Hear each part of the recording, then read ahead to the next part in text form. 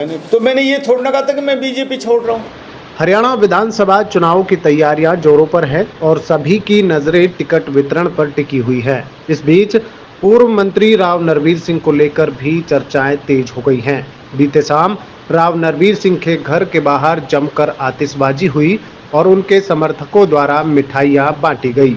इस घटनाक्रम के बाद यह माना जा रहा है कि राव नरवीर सिंह का नाम बीजेपी के बादशाहपुर विधानसभा सीट से फाइनल हो चुका है। आज राव नरवीर सिंह ने गुरुग्राम स्थित अपने सिविल कार्यालय में कार्यकर्ताओं को संबोधित किया।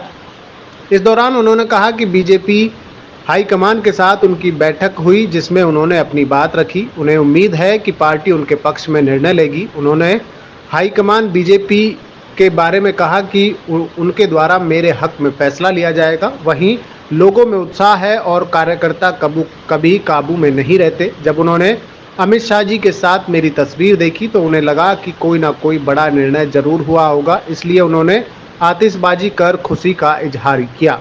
राव नरवीर सिंह ने यह भी कहा कि हरियाणा में भारतीय जनता पार्टी की सरकार बनने जा रही है और बादशाहपुर से पार्टी उन्हें टिकट देगी। उन्होंने कहा कि अहीरवाल में राव नरवीर सिंह की एक अलग पहचान है। उम्मीद है कि आज टिकट वितरण की पहली सूची आ सकती है और उसमें मेरा नाम जरूर रहेगा।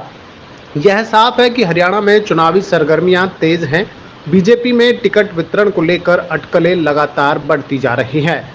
राव नरवीर सिंह के बयान और उनके समर्थकों के उत्साह से लगता है कि पार्टी की ओर से जल्द ही आधिकारिक घोषणा हो सकती है।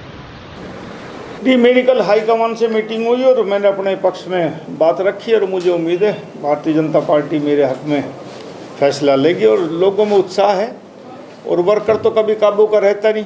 जब वो फोटो देख कर आया कि अमित शाह जी के साथ बैठे हैं तो कोई न कोई निर्णय होगा, इसलिए उन्होंने अपनी तरफ से पटाखे चलाए और खुशी का इजहार किया। उन्होंने क्या चर्चा हुई अमित शाह जी से, क्या राजनीतिक हालात को लेकर? इन दिनों में राजनीति की चर्चा होगी, विकास के काम की चर्चा होगी नहीं, क्योंकि आचार संहिता लगी हुई है। फिलहाल तो प्रदेश में तीसरी बार भारतीय जनता पार्टी की सरकार बने, इसी बारे में चर्चा हुई कि भाई किस प्रकार से कैसे चुनाव लड़ा जाए, कौन कौन प्रत्याशी इस बारे में चर्चा होती है। राव नरवीर सिंह को टिकट दे दी गई है बीजेपी की तरफ से, ये माने जाए तो इसका नहीं, ये तो लिस्ट आने के बाद पता लगेगा टिकट दे दी। पर मेरा ये आकलन है कि भारतीय जनता पार्टी बादशाहपुर विधानसभा चुनाव क्षेत्र से मुझे चुनाव लड़ा रही है। कितनी विधानसभाओं पे प्रभाव रहने वाला है राव साहब?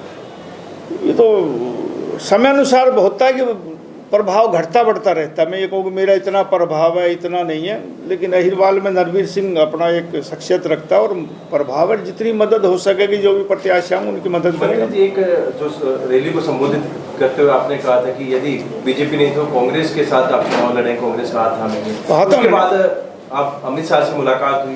मैंने ये थोड़ा ना कहा था कि मैं बीजेपी छोड़ रहा हूँ। मैंने ये कहा था नरवीर सिंह बादशाहपुर से चुनाव जरूर लड़ेगा। मैं आज भी कह रहा हूँ मैं चुनाव लड़ूंगा, मैं इस बात से इनकार तो नहीं कर रहा।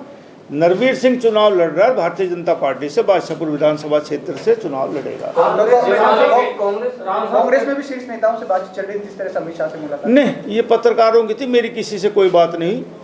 हाँ, लेकिन यदि बीजेपी टिकट ना देती तो हो सकता, मैं सोचता।